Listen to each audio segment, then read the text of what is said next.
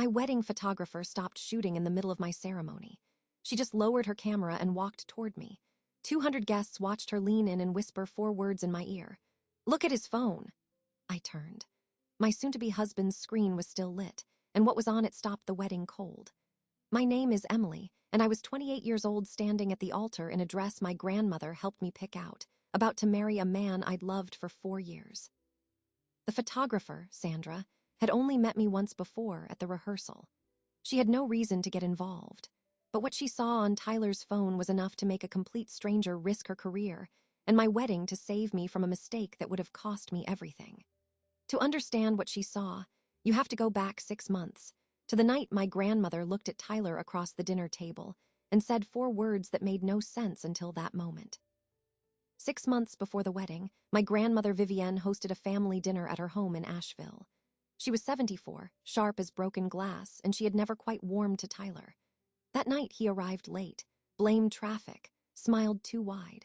Halfway through the meal, he mentioned offhand that we should consider buying a vacation property after the wedding, something on the coast, because real estate was a smart investment. I remember thinking it was odd. Tyler worked in commercial leasing. He talked about property all the time, but never about our future. That was new. My grandmother set down her fork, looked at Tyler and said, quiet and perfectly calm, watch the quiet ones. Everyone laughed it off. Tyler raised his glass and made some joke about being the quietest guy in the room. But my grandmother wasn't laughing. When I helped her clear the dishes, she caught my wrist in the kitchen. Her grip was firm. Dry fingers, cool skin. You have your grandfather's trust, she said. Don't let anyone near it. Then she released me and handed me the silverware to dry. I didn't push her on it. I thought it was grief talking.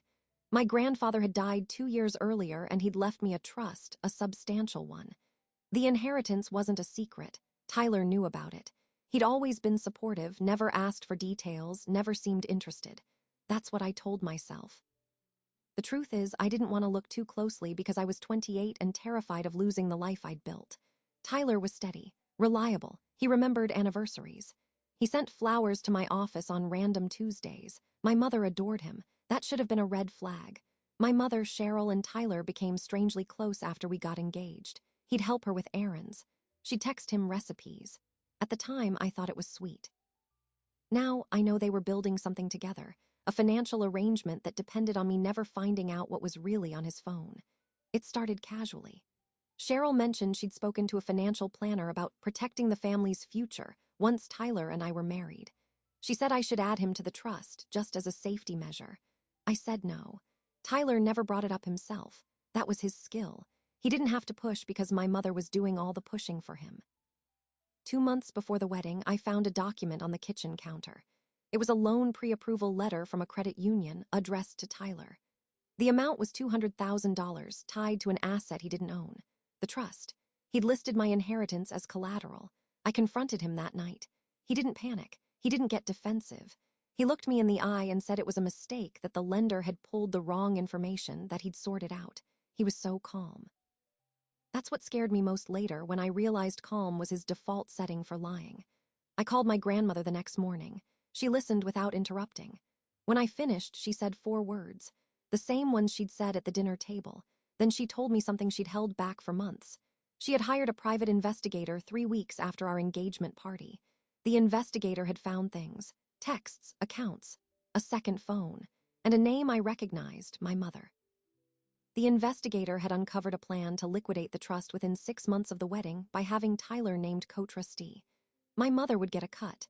Tyler would get the rest. I was just the bridge.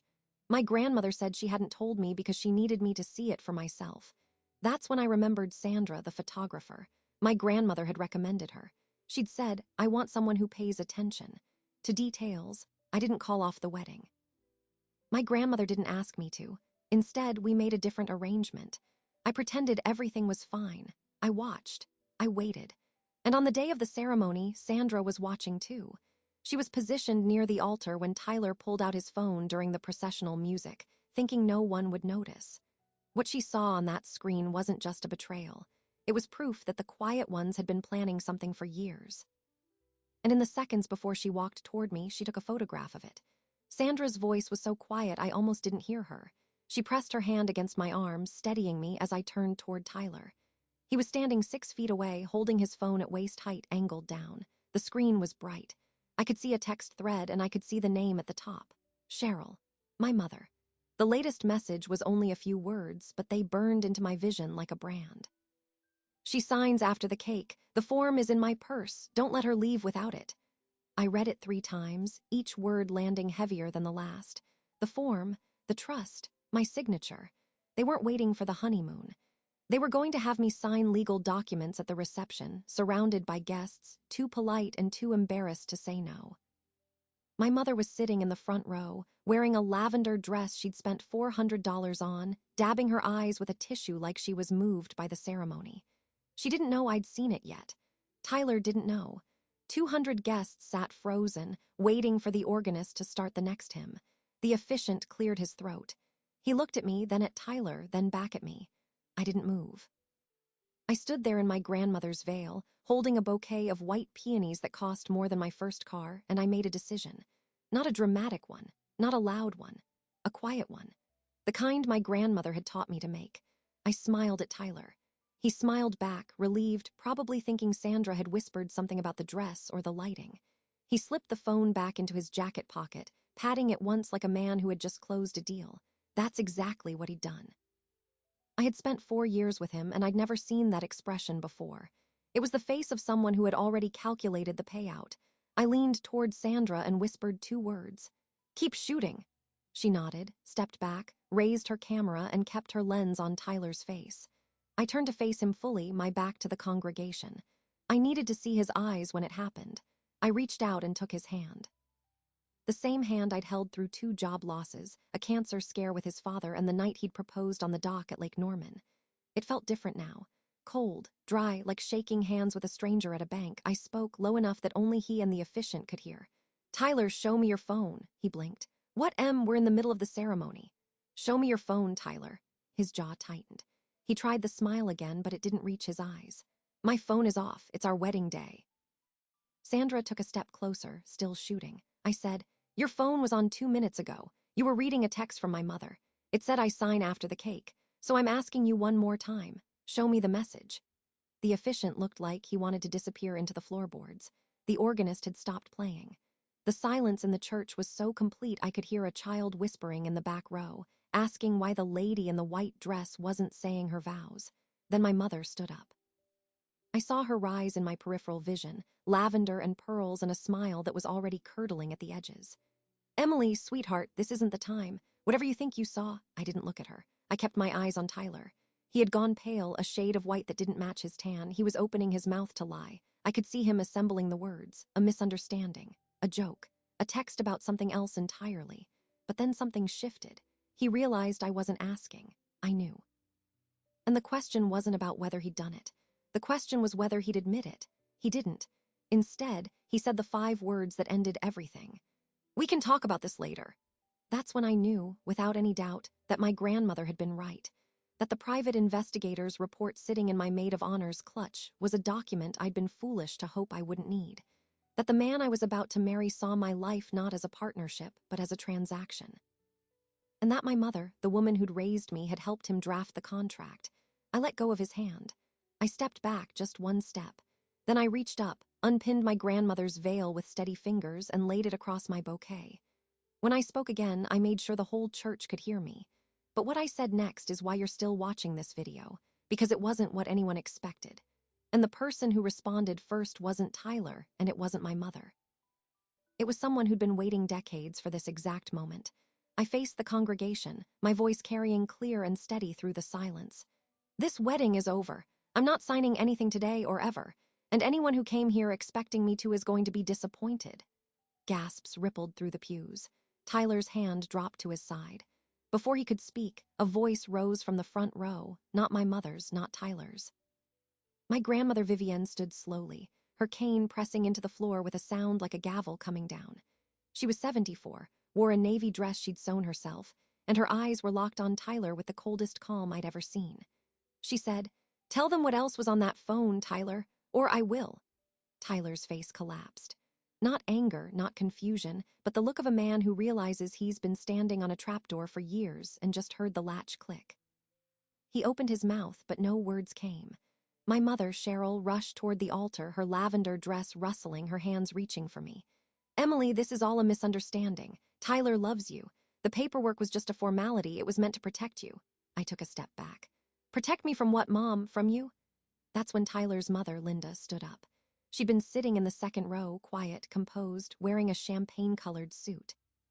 She walked into the aisle, not toward Tyler, but toward me. You think you're so smart, she said, her voice low and venomous. You think your grandmother's money makes you better than us. We were just taking what we deserved. The church went dead silent. Every guest was frozen, watching this woman confess to a conspiracy in front of 200 witnesses because she couldn't help herself. Because she'd been waiting, just like my grandmother said, for a moment like this. Tyler's mother had spent years resenting my family's wealth, and she'd groomed her son to see my inheritance as a family payday. She wasn't just in on it. She was the architect. My maid of honor, Jess, reached into her clutch and handed me a manila envelope. The private investigator's report. I pulled out the first sheet, a timeline of text messages between Tyler, his mother, and my mother, going back 14 months. The second sheet was worse. It was a summary of a separate investigation, one my grandmother had quietly extended. Tyler had a second phone, and on that phone was a girlfriend named Andrea.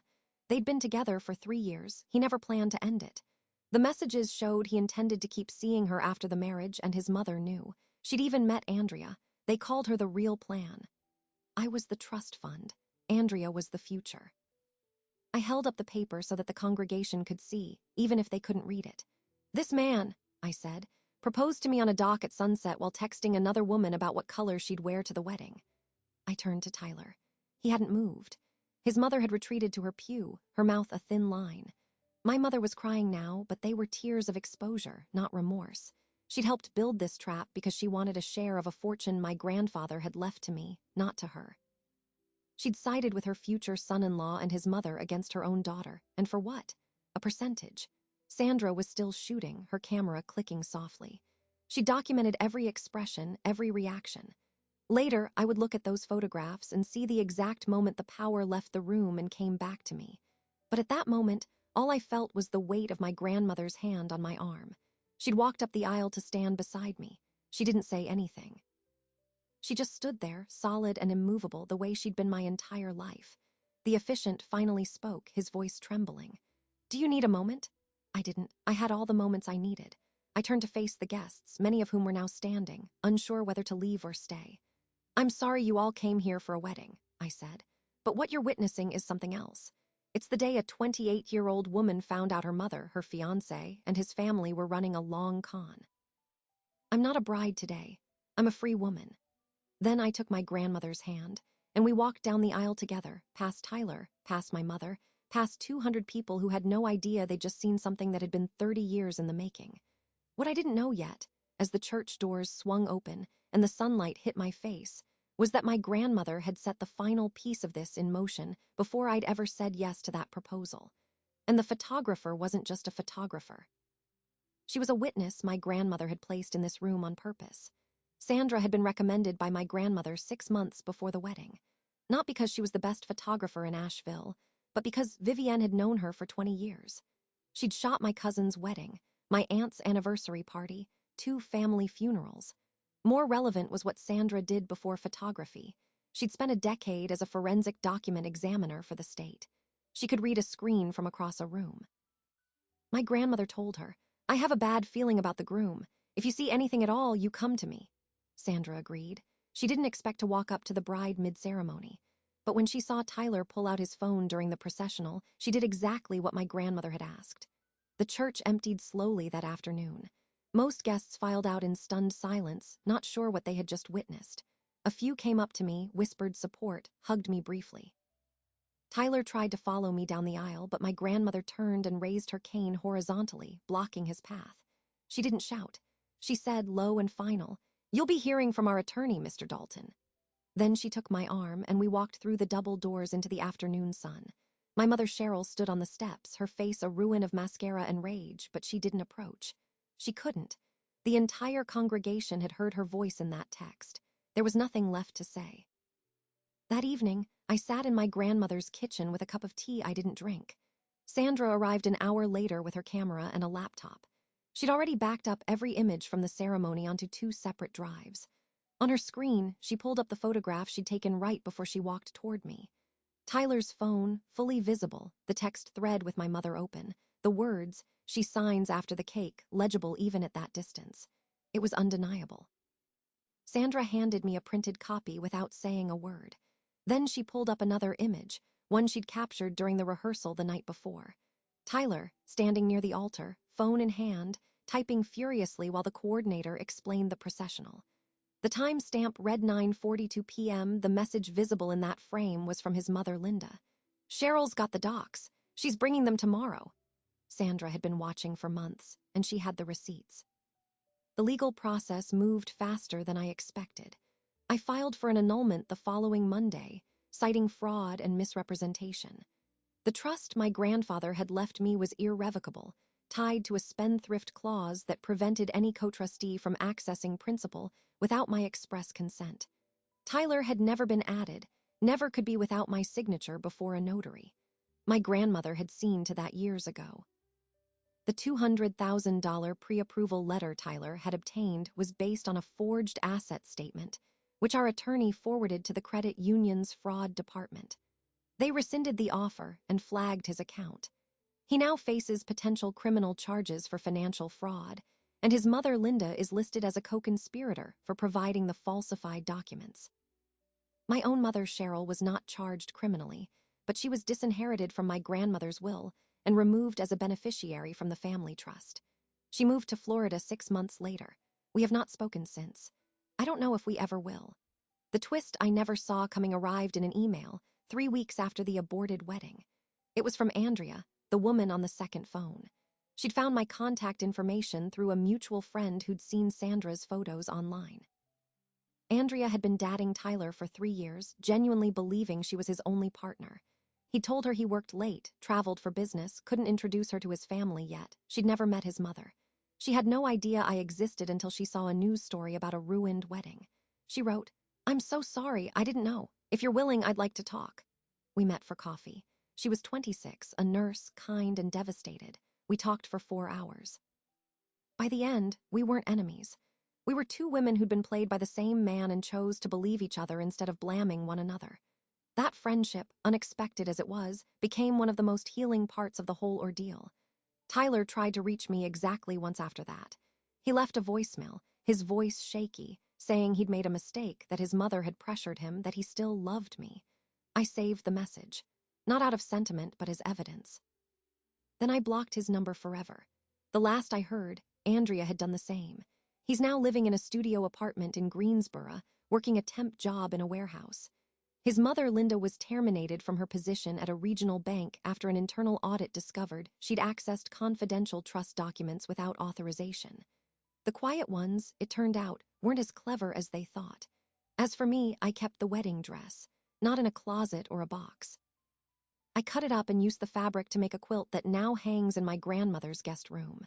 Every stitch is a reminder of the day I didn't say I do, and instead said I'm done. My grandmother, Vivienne, passed away 2 years later, peacefully, in the same house she'd lived in for 50 years. At her funeral, I told the story of the photographer, the phone, and the 4 words that saved my life. People cried. People laughed.